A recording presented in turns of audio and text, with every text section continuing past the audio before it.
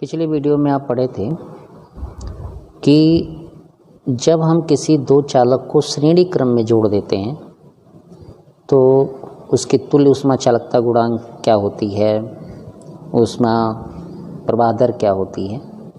अभी हम लोग पढ़ रहे हैं कि दो चालक को हम कैसे जोड़ दिए, समांतर क्रम में। जैसे ये दो चालक हैं आपके, समान क्षेत्रफल A1 A2 मान लीजिए आपका लिखते हैं हम लोग, तो इस हिसाब से इसको समझना है। तो मान लीजिए कि ये दो चालक आपको दो कलर में दिख रहा है, एक रेड चालक दिख रहा है और एक वाइट में दिख रहा है। इसकी ऊष्मा चालकता गुणांक K1 K2 है, क्षेत्रफल A1 और A2 है, इसका क्षेत्रफल मोटाई जिसको कहते हैं आप A1 A2 है और इसकी लंबाई L है। तो देखिए जब भी हम यहाँ से गर्म करेंगे, इसको यहाँ से हम गर्म कर रहे हैं यदि, तो ऊष्मा ऐसे निकल करके जाएगी, इधर की तरफ प्रवाहित होगी। चूँकि ये समांतर क्रम है इसीलिए इसका जो ऊष्मा प्रवाह दर होगा वो अलग अलग होगा, क्योंकि इसमें अलग होगा और नीचे वाले में अलग होगा। तो अब ये तो चीज़ें वो हैं जब हमने कर दिया। जब हम ऊष्मा देंगे तो मान लेते हैं इसके सिरों का तापांतर जो है θ1 θ2 के करीब या θ1 θ2 है बाह्य सिरों का ताप, ये इसमें लिखा हुआ है। ठीक है, आप देखते रहिए, पढ़ते रहिए। अब पहले चालक का ऊष्मा प्रवाह दर अगर हम देखें तो पहले चालक हमारा ये है नीचे वाला, तो इसकी आप क्या लिखेंगे, KA delta theta by L लिखते हैं तो यहाँ K1 लिखेंगे, A1 उसका क्षेत्रफल लिखेंगे और डेल्टा θ1 θ2 आपका बाह्य सिरों का ताप है और ये इसकी लंबाई। दूसरे चालक अगर हम देखते हैं तो उसी तरह K2 A2 θ1 माइनस θ2, ये आप H का सूत्र आप जानते हैं, हम फिर से बता दे रहे हैं। यहाँ डेल्टा थीटा बाई आप लिखते रहते हैं L, है ना। आप उस दोनों चालकों के लिए अलग अलग लिख दिया। दोनों चालकों का तुल्य ऊष्मा प्रवाह दर अगर देखें तो दोनों को हम क्या करेंगे, जोड़ेंगे। तो हमने ये जोड़ दिया। ठीक है, जोड़ने में हमने क्या किया कि ये और ये जोड़ दिया, क्रम से देख रहा है जोड़ना हुआ। उसके बाद हम करते हैं कॉमन निकाल लेते हैं। ठीक है, तो कॉमन अगर हम निकालते हैं तो इसमें देखिए θ1 माइनस θ2 कॉमन निकाले, ये सूत्र बन गया। इसमें L भी कॉमन दिख रहा है तो हमने इसको भी निकाल दिया, समीकरण नंबर 1 हो गया। अब हम क्या करते हैं कि अगर हम तुल्य ऊष्मा चालकता गुणांक मान लेते हैं कि इन दोनों चालकों का टोटल ऊष्मा चालकता गुणांक K अगर आ रहा हो, तो अगर हम तुल्य रूप से, अगर संयुक्त रूप से हम ऊष्मा प्रवाह दर की बात करें, जब दोनों चालकों का तुल्य ऊष्मा चालकता गुणांक K हो तो हमारा ये सूत्र बन जाएगा। उसी तरह आया है जैसे इसकी तरह आया है, इसी के सूत्र से आया है। ठीक है, अब दोनों तो एक ही चालक हैं, जैसे ये तुल्य ऊष्मा चालक दर, ऊष्मा प्रवाह दर ये तुल्य ही है, दोनों के लिए ही है, ये भी दोनों के लिए है, तो दोनों आपस में क्या होंगे, बराबर होंगे। तो देखिए हम इसको काट दिए, θ1 θ2 इसमें भी था, θ1 θ2 इसमें भी था, हमने इसको काट दिया, है ना। काट दिया तो हमारा ये आया, तो K बराबर हो जाएगा K1 K2 K1 A1 K2 A2 बटे K1 A1 A2। अगर हम A1 और A2 को अगर हम इक्वल कह दें कि दोनों एक जैसा है, बराबर है, तो अगर हम यहाँ A लिखेंगे तो ये कॉमन लेके क्या हो जाएगा, कट जाएगा। हमारे कहने का मतलब ये है कि अगर हम बराबर कर देंगे तो A हम बाहर ले लेंगे, K1 प्लस K2 हो जाएगा। ठीक है, और यहाँ हम A लिखेंगे तो क्या हो जाएगा, 2A हो जाएगा। यही कट करके आपको ये ऊष्मा चालकता देगा। यानी इसी तरह से अगर हम कई ऊष्मा को जोड़ना चाहें, कई चालक को अगर हम ऐड करना चाहें तो ऐसे हम ऐड करते जाएंगे, n तक अगर ऐड करेंगे तो n की संख्या का क्या करेंगे, हम भाग देंगे। ठीक है, अब आते हैं इंजन हॉज का प्रयोग। इंजन हॉज साइंटिस्ट का नाम है। इन्होंने जो ये प्रयोग किया था उसमें एक यंत्र की कल्पना की थी, एक यंत्र बनाया था इंजन हॉज करके। उस यंत्र का यूज क्या था कि हम विभिन्न पदार्थ की धातुओं की चालकताओं को तुलना करते थे। जैसे इसमें क्या था, एक ये पॉट है आपका, इसमें आप गर्म जल भरते हैं या गर्म जल होता है, मान लीजिए एक निश्चित ताप पे ये जल भरा रहता है। तेल भी भर सकते हैं गर्म, इसमें तेल भी ले सकते हैं।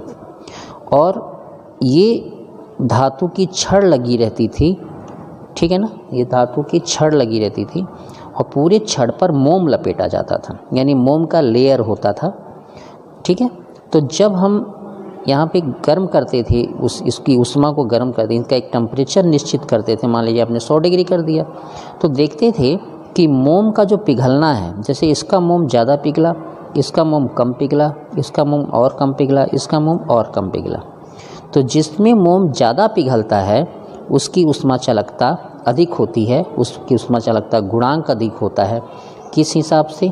इस हिसाब से मोम के पिघलने की जो दर होगी उसके चालकता के लंबाई के L² के अनुक्रमानुपाती होगी। यानी चालकता जितनी बढ़ेगी उसका उतना ही आपका मोम ज़्यादा पिघलेगा। उस हिसाब से अगर हम ये सेट करें तो K1 बराबर K1 संबंधी K2 K1 K3 होगा।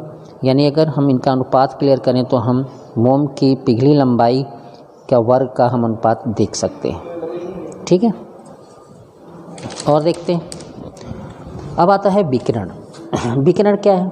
ऊष्मा स्थानांतरण की ऐसी विधि है जिसमें माध्यम की आवश्यकता नहीं होती, जिसमें ऊर्जा को चलने के लिए माध्यम की आवश्यकता नहीं होती, है ना। इस विधि में ऊर्जा विद्युत चुंबकीय तरंग के रूप में 3 × 10⁸ मीटर पर सेकेंड की चाल से निर्वात में चाल से एक स्थान से दूसरे स्थान को संचरित हो जाती है।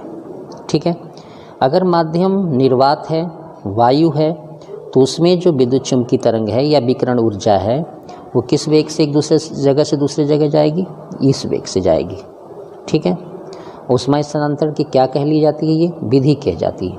और जो ऊर्जा इसको विकिरण में कार्य करता है उसे हम विकिरण ऊर्जा भी कहते हैं। एक चीज़ और जानिए, सभी प्रकार के पदार्थ जो होते हैं, जो ठोस है, द्रव है, गैस है, अपने ताप पर या अपने ताप के कारण, यानी किसी पदार्थ के अगर हम गर्म करते हैं उसका ताप हम बढ़ाते हैं, 300 केल्विन हमने कर दिया, किसी भी पदार्थ के, ठोस का भी, द्रव का भी, गैस का, गर्म करेंगे तो उसका टेम्परेचर जो बढ़ेगा वो टेम्परेचर के आधार पर वो क्या करती हैं? विकिरण ऊर्जा का उत्सर्जन करते हैं।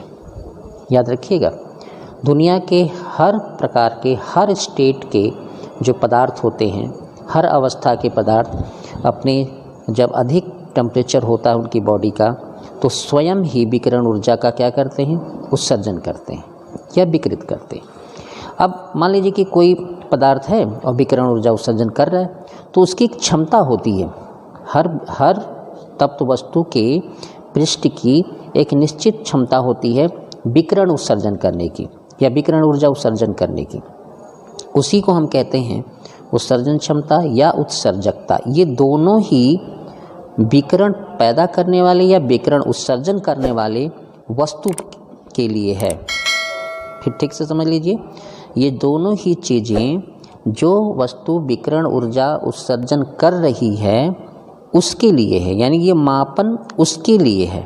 ठीक है, उसके लिए एक परिभाषा हमने डिक्लेयर किया है कि किसी तप्त वस्तु के प्रति एकांक पृष्ठ क्षेत्रफल द्वारा, ठीक है ना, किसी तप्त वस्तु के प्रति एकांक पृष्ठ क्षेत्रफल द्वारा प्रति सेकेंड उत्सर्जित विकिरण ऊर्जा की कुल मात्रा, यानी कोई वस्तु है उसके एकांक पृष्ठ क्षेत्रफल से प्रति सेकेंड जितनी विकिरण ऊर्जा निकल जाएगी उसकी कुल मात्रा उस पृष्ठ की या उस वस्तु की उत्सर्जन क्षमता कहलाएगी। फिर से क्लियर कर लीजिए, यानी एक वस्तु हम लेते हैं 1 मीटर स्क्वायर की और गर्म है वस्तु, तो जितनी भी ऊष्मा 1 सेकेंड में ये विकिरित करेगी वो इस वस्तु की विकिरण उत्सर्जन क्षमता कहलाएगी या उत्सर्जकता कहलाएगी। उत्सर्जन क्षमता या उत्सर्जकता का मात्रक होगा जूल प्रति मीटर स्क्वायर सेकेंड। इसकी बीमा होगी Mt-3।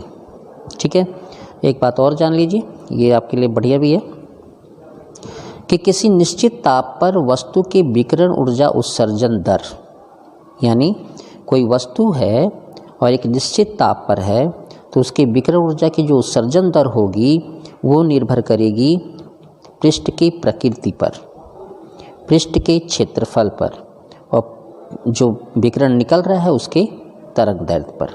कहने का क्या मतलब हुआ कि यदि वस्तु जो होगी उसकी प्रकृति का मतलब है कि तांबे का वस्तु हो, लोहे का वस्तु हो या लकड़ी का वस्तु हो, है ना, तो ये इनकी प्रकृति है, यानी एक निश्चित ताप पर इसमें से विकिरण ऊर्जा क्या निकलेगी, इसमें की विकिरण ऊर्जा क्या निकलेगी, इसकी विकिरण क्या ऊर्जा निकलेगी, सबकी अलग अलग होगी। क्यों? क्योंकि इनकी प्रकृति पृष्ठ की क्या है, अलग अलग है, एक जैसे नहीं निकलेगी। जैसे 100 डिग्री सेंटीग्रेड पर लोहा हो, 100 डिग्री सेंटीग्रेड पर तांबा हो, 100 डिग्री सेंटीग्रेड पर लकड़ी हो, तो 100 डिग्री सेंटीग्रेड पर तांबा जो विकिरण ऊर्जा उत्सर्जन करेगी उसका मान लोहे से ज़्यादा होगा, लकड़ी का सबसे कम होगा। प्रकृति समझ में आ गई। पृष्ठ के क्षेत्रफल पर, पृष्ठ जितना क्षेत्रफल वाला होगा, जैसे मान लीजिए कोई पृष्ठ इतना छोटा सा है तो उसकी उत्सर्जन दर क्या होगी, कम होगी। लेकिन अगर पृष्ठ बड़ा हो जाएगा तो उसकी उत्सर्जन दर क्या होगी, बढ़ जाएगी। ठीक है। और विकिरण के तरंग दैर्ध्य पर, यानी विकिरण का तरंग जो ऊर्जा निकल रही है उसका तरंग दैर्ध्य क्या है, उस हिसाब से उसका मान आएगा। दूसरी बात, एक चीज़ और समझ लीजिए, छोटी सी चीज़ है कि सफ़ेद चमकदार तल की उत्सर्जन क्षमता कम होती है। जो आपकी चमकदार तल हैं, है ना, और सफ़ेद है, तो उसकी उत्सर्जन क्षमता क्या होती है, कम होती है, यानी ई का मान क्या होता है, कम होता है। जबकि खुरदरे और काले तल की उत्सर्जन क्षमता ज़्यादा होती है। काला तल ऊष्मा का अच्छा अवशोषक माना जाता है और खुरदरा होने की वजह से रिफ्लेक्शन नहीं हो पाता, इसलिए इसकी उत्सर्जन दर क्या होती है, ज़्यादा होती है।